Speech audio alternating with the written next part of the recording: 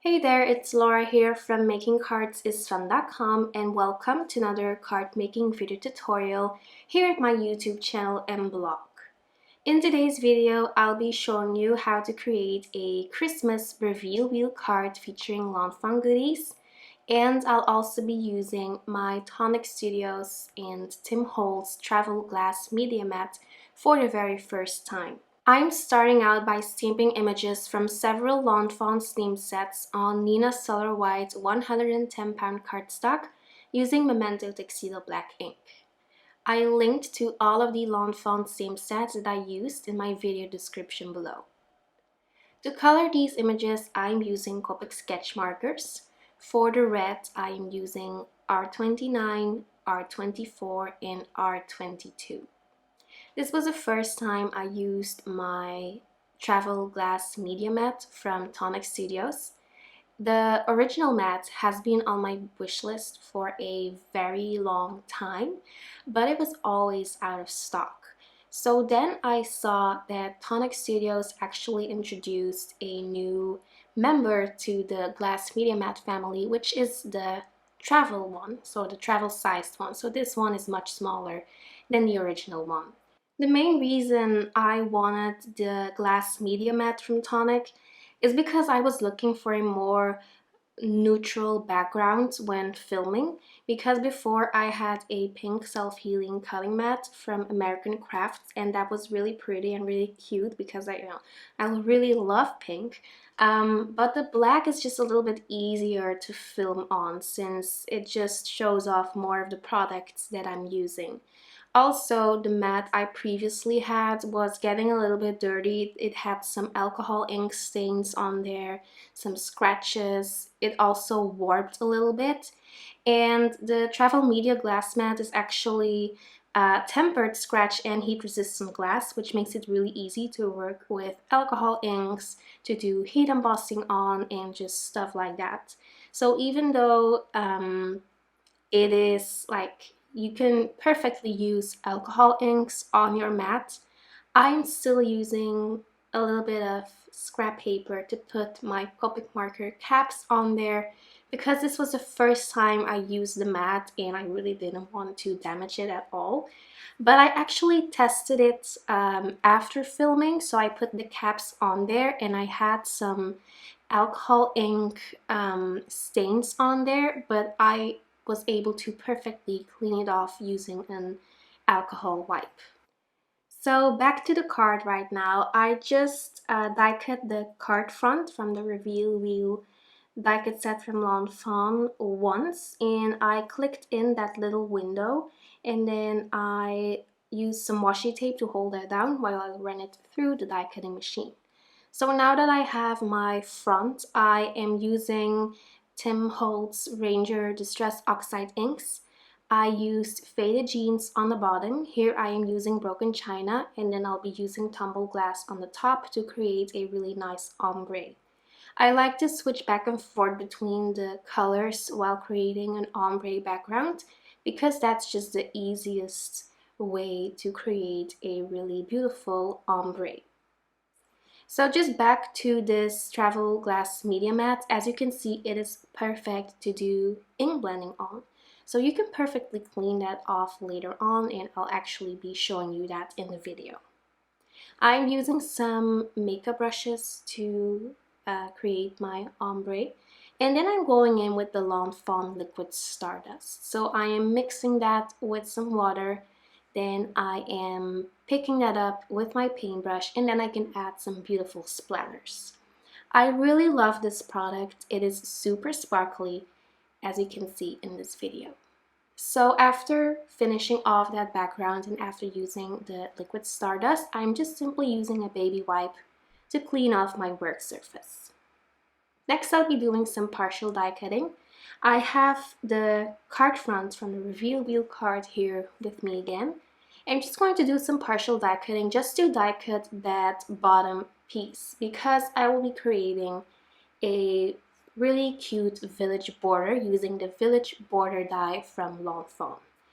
I actually repeated that step twice because I also used some stitched border dies from Lawn Fawn to create some snowy borders for my reveal wheel cards.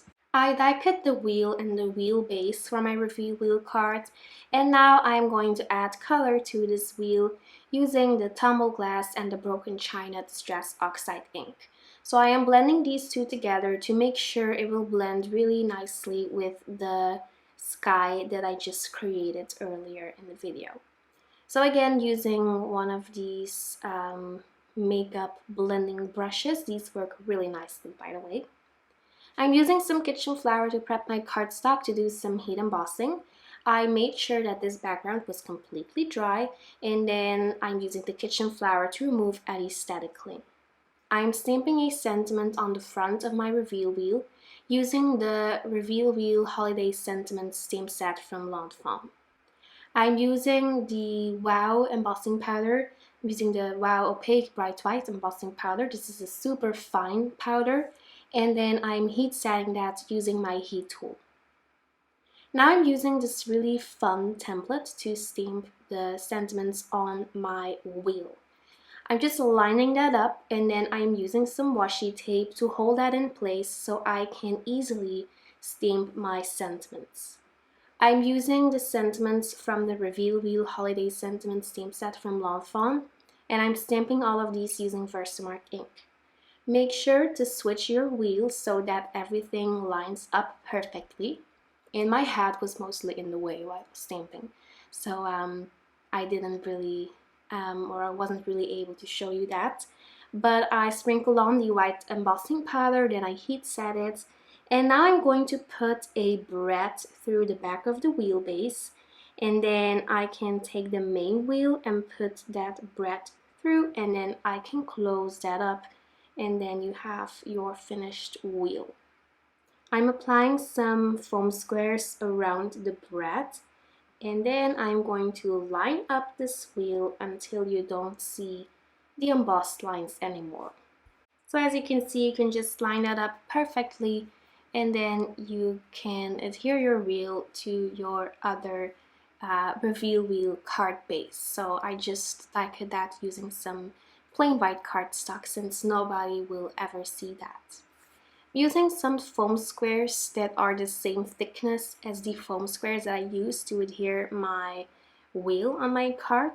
These are scrapbook adhesives. So I'm lining everything up, and then you will have your finished reveal wheel mechanism. So we are still going to decorate that. To make it look like the lights are turned on in these little houses, I'm using some yellow cardstock, and I'm just tracing around that border using a pencil. Then I'm going to use my scissors to trim that down, and then I can use some adhesive to line that up, and then that will just add a really fun extra touch to your little village border. And this card was actually inspired by a Halloween reveal wheel card that I did some videos ago, and I actually did 2 of them, and I noticed that you all were really excited about those cards. You all really loved them, so I decided to do a Christmas holiday version of that card. I adhered my village border to my reveal wheel using liquid adhesive, and then to adhere the 2 other stitch borders, I'm using some foam squares. Now it's time to adhere all of my colored and die-cut images using foam squares and liquid adhesive. And then I'm going to do some more heat embossing because I still need to stamp a sentiment that says "Turn me" so that the recipient knows to turn the wheel. I simply took some navy colored cardstock. I cut it to 4 1/4 of an inch by 5 1/2. And then I'm just going to use that as the card base. I used the large stitch rectangle die-cut set from Lawn Fawn to die-cut this card front. I'm adhering it to a standard size card using foam adhesive, and then I'm adhering my finished reveal wheel on my blue cardstock using some foam tape from Scotch. Finally, I'm going in with a Spectrum Noir shimmer pen. And of course, I am going to pair that up with some Tonic Nouveau crystal glaze. So overall, I really love my glass media mat. I'm really happy that I was finally able to purchase one since it's just been out of stock for so long. And it's actually even better that this one is smaller than the original one because the original one wouldn't have fitted my desk. So I die cut this arc frame using an add-on for the reveal wheel out of some black cardstock, and then I did some more heat embossing. I heat embossed these little snowflakes from the Yeti Or Not steam set from Lawn Fawn on some vellum, and then I'm adhering these to my card using some silicone tape. So this is just like foam tape, except this is silicone, so it's clear, and that's just perfect to adhere vellum pieces on your cards. Finally, I am going in with the Silver Crystals Glitter Drops from Tonic Studios, and that finishes up my cards. So here I'm just going to turn the wheel so you can see all 4 words. And I'm also just going to show you all of the sparkle from the liquid Stardust, which is absolutely gorgeous. That's it for now. Thank you so much for stopping by today. If you enjoyed this video, give it a big thumbs up, subscribe to my channel, and click the notification bell below. I will see you very soon. Bye bye!